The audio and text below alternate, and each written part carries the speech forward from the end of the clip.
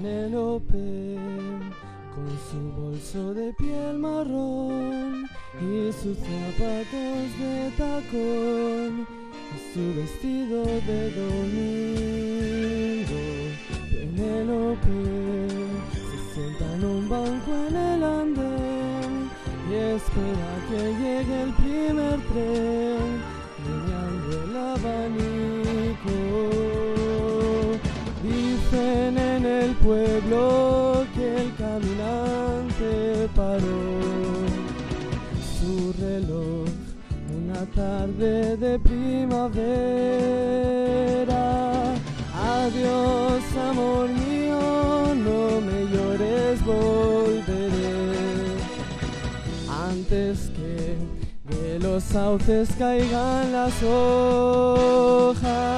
Piensa en mí, volveré a por ti.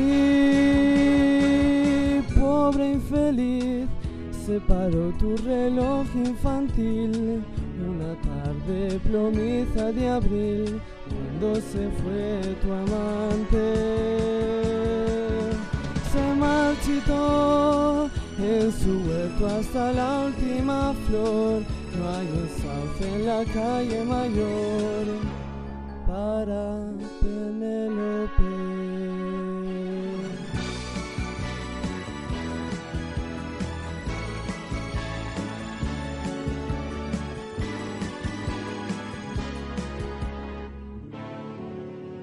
Penélope, tristeza, fuerza de esperar, sus ojos parecen brillar. Si un tren silba a lo lejos, Penélope uno tras otro los ve pasar. Mira sus caras, les oye hablar, para ella son muñecos.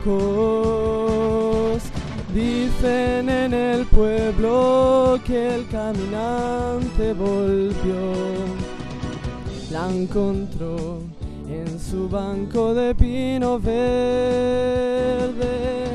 La llamó Penélope, mi amante, mi paz.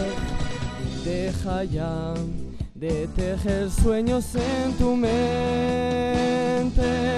Mírame, soy tu amor, regresé.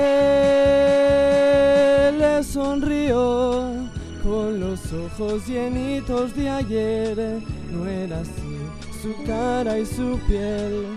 Tú no eres quien yo espero.